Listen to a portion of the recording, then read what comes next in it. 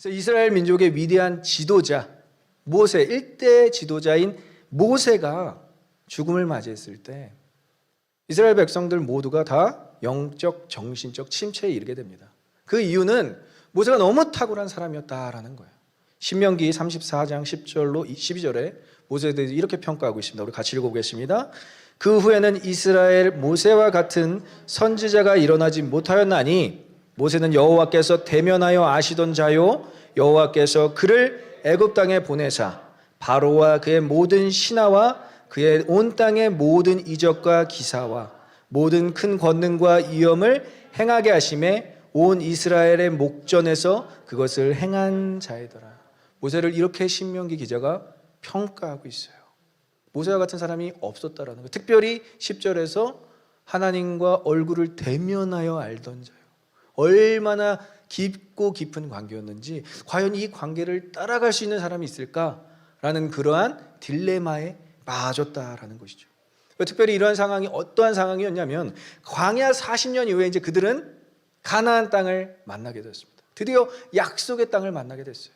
그런데 자신들이 이제 약속의 땅을 들어가는 데에 앞서 너무 신뢰하였던 지도자 모세가 죽음을 맞이하게 되는 것입니다. 그러니까 이들의 두려움은 말로 형용할 수 없었습니다. 왜냐? 대치 상황이었기 때문에, 절대적인 지도자가 필요한 상황이었기 때문에. 근데 이 가나안 정복과 정착이라는 대임을 이제 모세가 아닌 제2대 지도자 여호수아에게 맡기시는 장면을 오늘 우리가 본문을 통해서 확인할 수 있습니다. 그런데 여호수아는 이 모세에 비해서 다소 서민적 배경을 가지고 있었어요. 오늘 1절에서 보면 알겠지만 여호수아를 이렇게 부릅니다. 모세의 수종자, 눈의 아들이라고 부릅니다. 이 눈이라는 단어는 애굽에서도 사용하던 단어였는데 물고기라는 의미가 있어요. 물고기의 아들, 어감이 이상하죠. 그러니까 노예였다라는 거예요. 애굽 사람들은 그냥 그 노예들을 그냥 자신이 원하는 대로 이렇게 불렀는데 그것이 바로 이스라엘 노역을 하던 시절에 본인들이 이름이 되어서 그냥 일반적 서민적 환경에서 자라고 큰 여호수아였음을 우리가 성경을 통해서 확인할 수 있어요. 그리고 모세와 같이 그런 롤러코스터, 인생에 굴곡이 없었습니다. 모세는 40년 동안 이집트 왕자로 살았어요. 그리고 광야에서도 40년간 양치기로 살았어요. 하지만 여호수아는 그저 모세가 이끄는 대로 애굽에서 광야 생활을 거쳐 이제 가나안 땅으로 들어가는 지극히 평범한 사람이었어요. 근데 그에게는 두 차례의 놀라운 평가가 될 만한 아주 큰 일을 공헌을 한 일들이 있었습니다. 첫 번째는 아말렉 전투라는 광야에서 전투가 있었던 아말렉 전투에서 큰 활약을 합니다. 용사로서. 그리고 우리가 잘 아는 가네스 바네아에서 가나안 정탐꾼으로 투입됐을 때 아주 위대한 고백을 하게 됩니다. 다른 10명의 정탐꾼들은 다 간담이 녹슬어서 그 땅을 정복할 자신이 없습니다라고 고백했을 때 유일하게 여호수아와 갈렙만이 저 땅은 우리가 정복할 땅입니다. 하나님께서 우리에게 주신 땅입니다 라고 고백하는 장면이 나오고 있어요. 하지만 배경적, 신앙적 이런 모든 것들이 모세와 차이가 날 수밖에 없음에도 불구하고 하나님께서는 여호수아를 부르십니다. 이 의미는 하나님의 지도자를 통해서, 하나님은 이 지도자를 통해서 일하시는 것을 계속 하신다라는 거예요. 하나님은 사람을 통해서 일하신다는 것을 우리에게 보여주고 있어요. 모세와 같은 정말 비범함도 사용하시지만 여호수아 같은 평범함도 사용하신다라는 것입니다. 평범함도 비범함도 하나님께서 쓰시는 줄 믿습니다. 우리가 비범하려고만 노력하면 안 돼요. 평범한 일상도 하나님께서 사용하시고 받으시는 거예요. 상황과 환경, 목적에 맞게 하나님은 우리를 사용하시는 분인 줄 믿습니다. 그래서 중요한 것은 비범함에도 하나님이 함께 하시는가가 중요하고요. 평범함에도 하나님이 나와 함께 하시는가가 중요하다는 것입니다. 꼭 비범에서만이 하나님이 우리와 함께 하시는 것이 아니라, 꼭 평범에서만이 하나님께서 우리와 함께 하시는 것이 아니라, 평범할 때도 하나님 우리와 함께 하시고 잘 나가고 비범할 때도 하나님 우리와 함께 하시는 분이신 줄 믿습니다. 그래서 신앙생활을 하다 보면 자신이 막 비범하다고 생각하시는 분들이 있어요. 뭐 저희 교회는 없지만 예전에 제가 제가 어떻게 신앙생활을 해서 많은 일들이 이뤘고, 근데 가만히 살펴보면 열매가 별로 없어요. 많은 사람들에게 영향력을 못 줘요. 그런 사람들도 있고요. 또 너무 막 이건 겸손도 아니에요. 저는 저 같은 사람 하나님 못 써요. 너무 평범한 사람이에요. 그런데 열매는 또 많이 맺어요. 그렇게 표현하는 건 겸손한 게 아니에요. 오히려 자기 부정이죠. 너무 그렇게 자기 부정하다 보면 자아가 실현되지 않고 없어지게 돼요. 오히려 평범함에도 누군가가 칭찬을 하면 그냥 저는 평범한데 하나님께서 함께 하십니다. 비범할 때도 마찬가지. 잘 나갈 때도 원래 자랑하는 것이 아니라 하나님께서 함께 하셔서 이렇게 이루어졌습니다. 우리 오버플로잉 교회는 그렇게 고백하는 우리 성도들 되시길 간절히 소망 축복합니다. 그래서 하나님이 우리와 함께 하시는 자가 되어야 되는데 그것을 위해서는 우리가 하나님께서 함께 하시는 것을 가장 원해야 돼요. 하나님은 우리와 함께 하시는 분이신 줄 믿습니다. 근데 우리가 그것을 원하지 않는다면 하나님 결코 우리와 함께 하실 수 없어요. 우리가 그것을 간절히 원해야 된다는 것이죠. 그럼 하나님께서 함께 하시는 자가 되기 위해서 오늘 여호수아에게 하나님께서 말씀하시는 명령이 있어요. 명령이라는 건 조금 여러분들에게 부담으로 느껴지겠지만 오늘 말씀을 잘 들어보시면 이게 명령이 아니라 하나님께서 이루실 일이구나 라는 것을 파악할 수 있습니다. 그래서 하나님께서 함께 하시는 것을 경험하기 위해서 우리 세 가지로 한번 알아보도록 하겠습니다. 첫째, 같이 따라해 볼까요? 오직 강하고 담대해야 한다. 본문 7절을 보면 오직 강하고 극히 담대하라고 말씀을 하세요. 이제 오직은 이제 뒤에 나오는 모든 말들을 다 덮는, 다 이렇게 형용하는 그러한 부사로서 사용되고 있습니다. 그래서 본문에서 오직이라는 단어, 라크라는 단어가 이 문장이 명령문이구나. 오직 뭐뭐 해야 된다라는 그러한 명령문으로 쓰여져 있는 것을 볼 수가 있어요. 우리 에베소서 5장 18절에 술 취하지 말라 이는 방탕한 것이니 오직 성령 충만함을 받으라라고 이야기해요. 그럼 그것을 우리가 오해해요. 성령 충만과 술 취함을 이렇게 대조 분석하시는 거야. 그게 아니에요. 술 취하지 않을 수 있는 것은 오직 성령 충만함을 받을 수 있는 길밖에 없다라는 거예요. 우리가 성령 충만함을 받지 않은 상태에서는 술 취함뿐만이 아니라 다른 거에 다 어딕션이 돼서 살아갈 수밖에 없는 존재임을 명시해 주면서 오직 only way, 그 방법, 술 취하지 않고 세상 가운데서 벗어나며 하나님을 온전히 하나님께 영광 돌릴 수 있는 삶은 성령 충만한 것이다. 그래서 오직이라는 단어는 어떤 옵션을 제한하지 않습니다. 어떤 대조 분석을 원하지 않고 이 길밖에 없음을 부각시켜주고 강조하는 단어가 우리에게 보여지고 있어요. 그래서 이러한 명령, 오직 강하고 담대하라 라는 명령을 여호수아에게 주시는 이유는 이제 어떠한 상황이죠? 가나안 땅을 정복해야 돼요. 가나안 땅에 있는 모든 거민들을 내쫓아야 돼요. 이제는 정복전이 시작될 것입니다. 칼을 들어야 돼요. 어쩔 수 없이. 그래서 그 명령의 수행을 앞두고 오직 강하고 담대하지 않으면 이 명령을 이행할 수 없기에, 하나님의 약속을 성취할 수 없기에 오직이라는 단어를 사용하는 것입니다. 신약에 와서는 우리에게 지상명령을 주실 때, 예수님께서 제자들에게 지상명령을 주실 때 동일한 단어가 쓰여져요. 오직이라는 단어. 이 오직이라는 단어가 어떻게 쓰여지는지 한번 같이 읽어보도록 하겠습니다. 오직 성령이 너에게 임하시면, 같이 읽어볼게요. 너희가 권능을 받고 예루살렘과 온 유대와 사마리아와 땅끝까지 이르러 내 증인이 되리라 하시니라. 믿으십니까? 여기서 볼 때 오직이라는 단어 동일해요. 오직 성령이 임하셔야 우리가 증인이 될 줄 믿습니다. 그러면 그 성령이 임하셔서 증인이 된다라는 것, I will make you like that. 내가 증인으로 만들 거야 라는 말씀이에요. 오직은 옵션이 아니고, 오직은 뭔가 선택권이 없지만 이것은 어떻게 보면 하나님의 의지적 약속이라는 것이죠. 단순히 명령으로만 끊는 것이 아니라, 단순히 강권적으로 요구하는 사항만 들어있는 것이 아니라 내가 너를 그렇게 만들 거야. 강하고 담대하라, 오직 강하고 담대하라는 것은 내가 너를 강하고 담대하게 만들 거야 라는 하나님의 의지적 약속이 포함되고 있다는 것입니다. 그래서 성경에 나오는 하나님의 명령은 우리를 향한 하나님의 의지적 약속인 거예요. 데살로니가 전서도 마찬가지. 데살로니가 전서 5장 16절부터 18절에 항상 기뻐하라, 쉬지 말고 기도하라, 범사에 감사하라, 이는 그리스도 예수 안에서 너희를 향한 하나님의 뜻이니라. 믿으십니까? 근데 우리가 항상 어떻게 항상 기뻐요? 쉬지 말고 어떻게 쉬지 말고 기도해요? 범사에 감사하라, 이렇게 불평불만 이렇게 많은데, 근데 뭐라고 하죠? 이는 그리스도 예수 안에서 이루어질 하나님의 뜻이니라. 믿으십니까? 하나님의 뜻, God's will, 하나님의 의지적 약속이 들어가져 있다는 거예요. 그래서 여러분들은 항상 기뻐하게 될 줄 믿습니다. 범사에 감사하게 될 줄 믿습니다. 쉬지 않고 하나님과 교제하게 될 줄 믿습니다. 그 의지, 내가 너를 그렇게 만들겠다라는 의지적 약속이 들어갔다라는 거예요. 근데 왜 이런 하나님의 의지적 약속이 필요할까요? 여호수아는 부르심을 받은 나이가 94세였습니다, 여러분. 94살이었어요.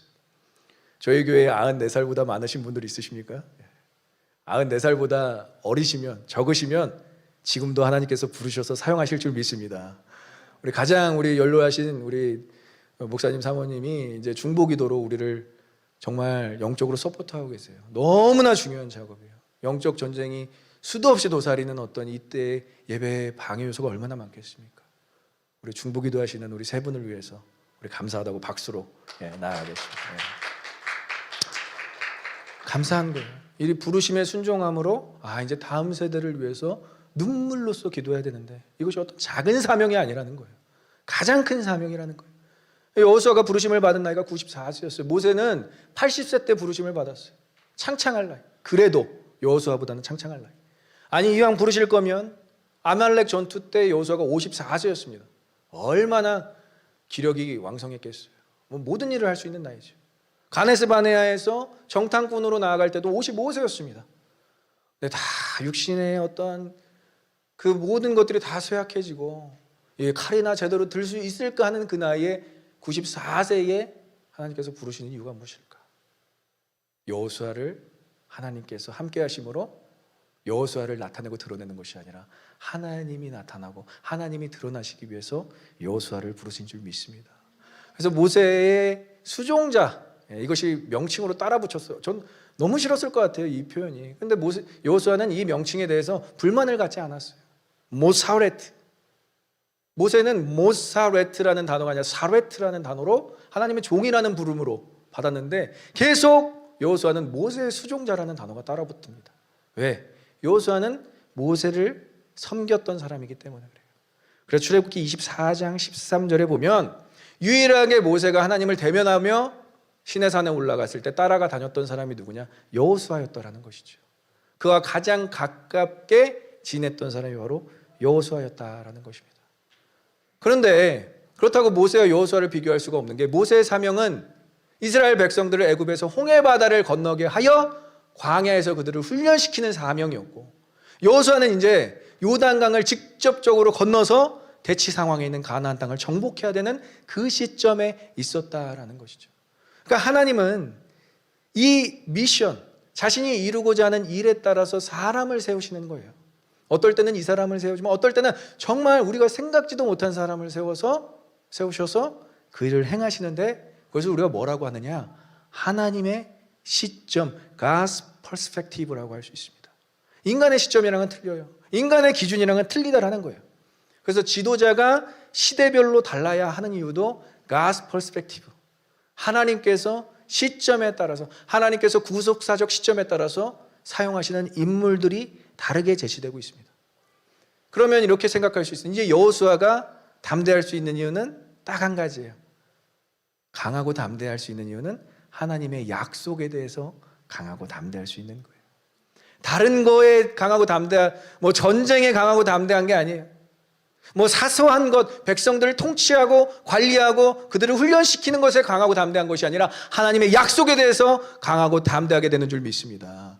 우리도 마찬가지라는 거예요. 다른 거에 강하고 담대한 게 아니에요. 우리가 이 말씀을 좋아하는 게 강하게 담대하게 뭔가 이뤄보려고 이 말씀을 항상 붙들고 살잖아요. 그게 아니라 여러분, 강하고 담대할 것은 하나님의 약속에 대해서 강하고 담대한 거예요. 하나님 나한테 이거 약속을 해주셨는데 우리가 강할 수밖에 없고요, 하나님이 나한테 이렇게 약속해 주셨는데 우리가 담대할 수밖에 없다라는 것이죠.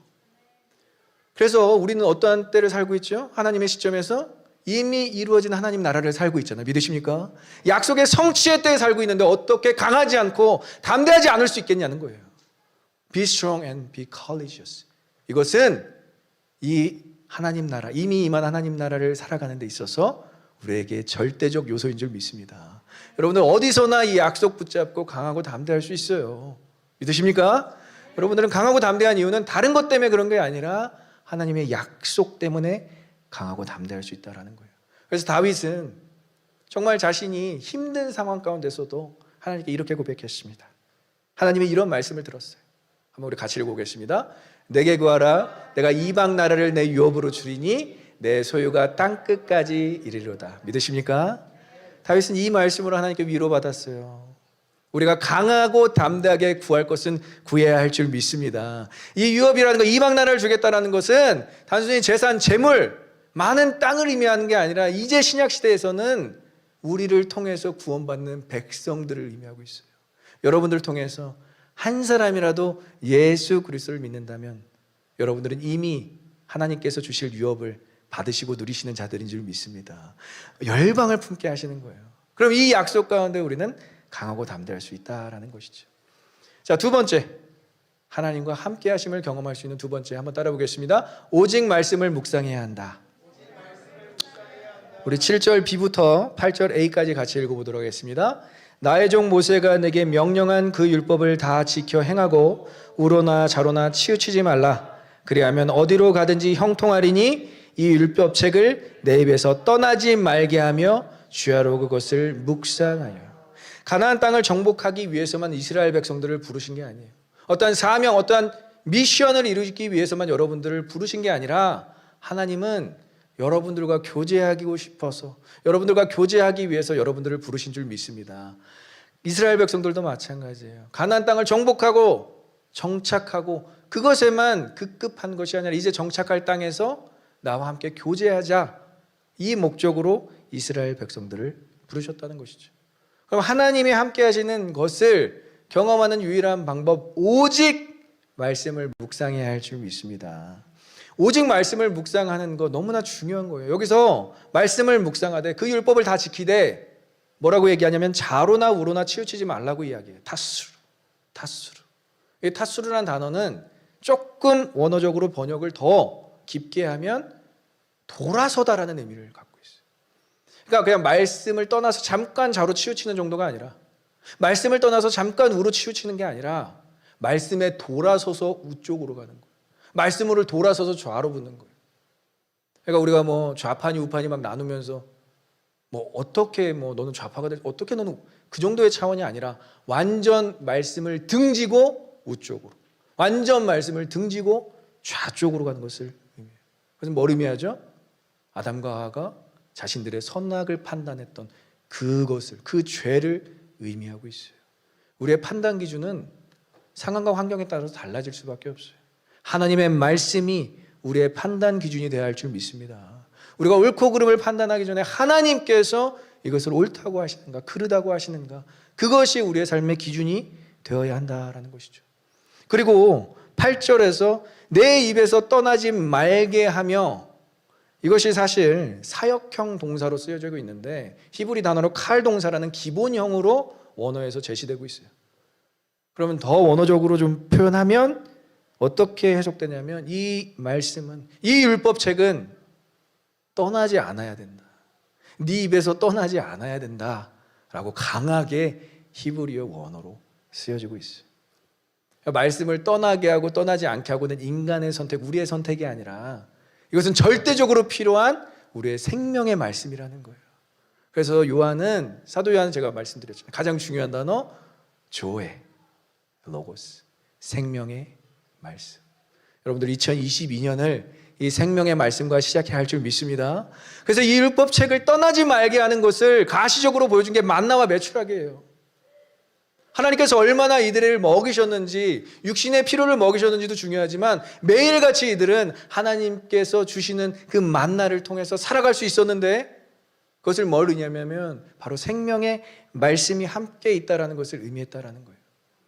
그래서 예수님께서도 광야에서 시험을 받으실 때 사단에게 명령하십니다. 사람이 떡으로만 사는 것이 아니요 하나님의 입에서 나오는 모든 말씀으로 살게 될지어다 라고 선포하시는 거예요. 우리가 모든 삶에 입각해서 무엇이 필요하다고요? 생명의 말씀이 필요한 줄 믿습니다. 그래서 우리가 떠나보내는 게 아니라 하나님의 말씀이 우리를 떠나지 않아야 돼요. 간절히 붙잡고 소망해야 돼요. 이 시간에 하나님의 말씀이 저와 여러분들을 떠나지 아니할 줄 믿습니다. 함께 계시는 거예요. 어떻게 함께 계시냐면 출애굽기 13장 22절을 보면 하나님께서 어떻게 함께 하셨는지 보여줘요. 낮에는 구름 기둥으로 밤에는 불 기둥으로 백성 앞에서 떠나지 아니하니라. 믿으십니까? 구름 기둥과 불 기둥은 이스라엘 백성들 광야 생활에 생명의 요소와도 같았어요. 생명을 이게 없으면 생명의 위협을 받을 수밖에 없고 생명을 존속할 수가 없었어요. 생명을 지탱해주는 요소였어요.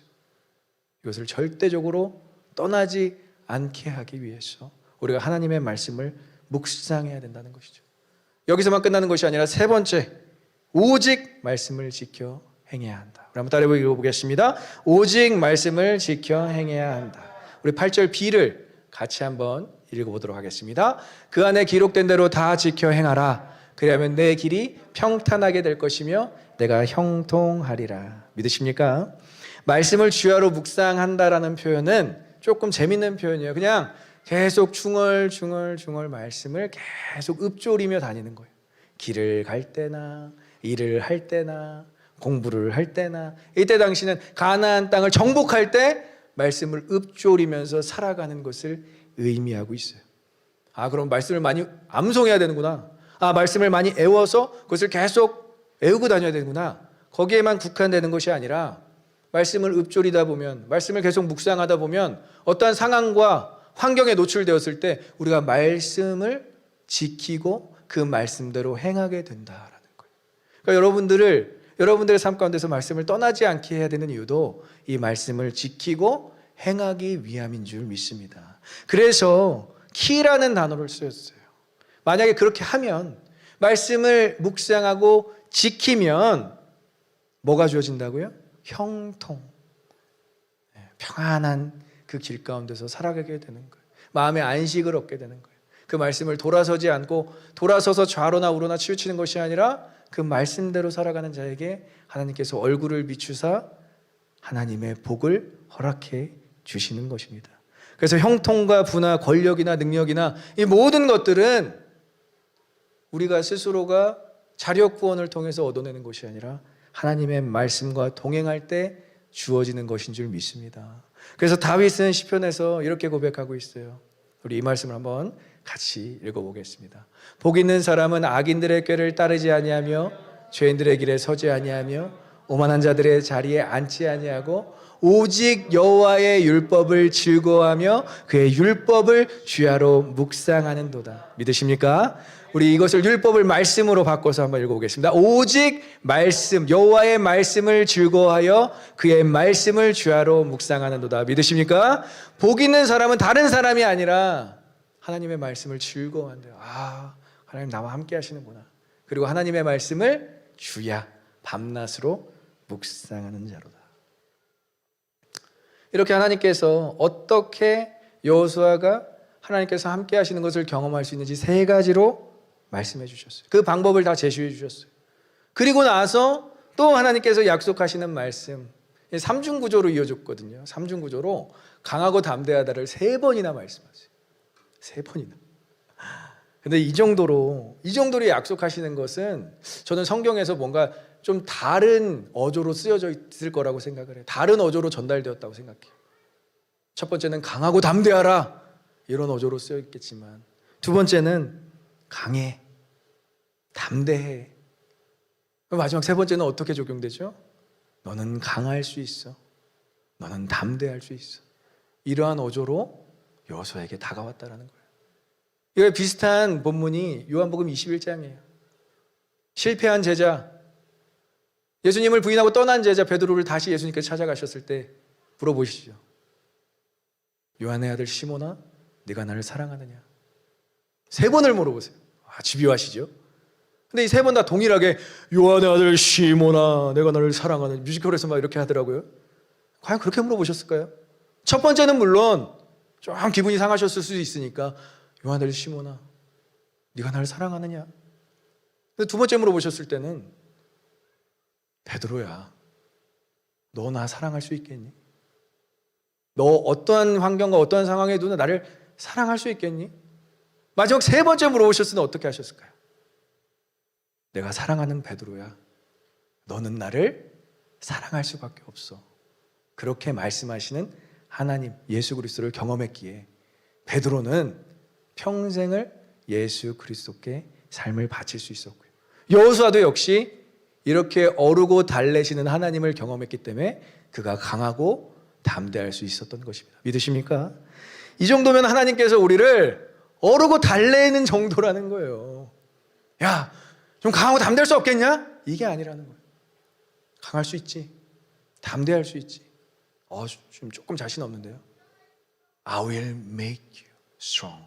I will make you courageous. 주님께서는 그렇게 만드시겠다고 의지적 약속을 우리에게 하시는 분이시라는 거예요. 여러분들에게도 하나님께서 그렇게 어르고 달래셔서 이 땅에서 강하게 하실 줄 믿습니다. 이 땅에서 담대하게 하실 줄 믿습니다. 그렇다면 그 하나님께서 강하고 담대하시는 목적을 이루기 위해서, 의지적 약속을 이루기 위해서 우리에게 뭐가 필요하다고요? 하나님께서 함께 하시는 것이 가장 중요하다라는 거예요. 여러분들의 삶에 있어서 하나님께서 나와 함께 하시는가? 강하고 담대하기 전에, 무슨 일을 이루기 전에, 어떤 사명을 우리가 정말 어떠한 큰 목적을 이루기 전에 하나님이 나와 함께 하시는가? 그것을 꼭 여러분들께서 질문해 보셨으면 좋겠어요. 그래서 우리 9절 한번 다시 한번 읽어보겠습니다. 하나님께서 여러분들에게 약속하시는 말씀이십니다. 그럼 큰 소리로 읽어보겠습니다. 강하고 담대하라. 두려워하지 말며 놀라지 말라. 내가 어디로 가든지 내 하나님 여호와가 너와 함께 하느니라 하시니라. 믿으십니까? 하나님께서 여러분들과 함께 하시는 줄 믿습니다. 우리 마지막으로 한번 옆 사람들과 인사해 보겠습니다. 하나님 당신과 함께 하십니다. 하나님 당신과 함께 하십니다. 이 믿음으로 우리는 살아낼 수 있다는 거예요. 제가 참 좋아하는 표현이라고 말씀드렸죠. 한번 따라해 볼까요? 하나님은 우리에게 복을 주시려고 작정하신 분이다. 믿으십니까? 어르고 달래고 강하고 담대하게 만드시는 이유는 다른 목적이 아니에요. 아까 말씀하셨잖아요. 너의 길이 형통하게 하기 위해서, 너의 길이 평탄하게 하기 위해서, 네가 하나님을 누릴 수 있도록, 하나님의 말씀을 즐거워할 수 있도록 내가 너와 함께 하겠다. 너는 강하고 담대하게 될 것이다 라고 말씀하시는 것이죠. 그리고 강하고 담대하라 라고 이야기하시지만 because, 강하게 될 것이다, 담대하게 될 것이다. 왜? Because I'm going to be with you. 내가 너와 함께 있을 것이기 때문에 너는 강하고 담대하게 될 것이다 라고 약속하시는 것입니다.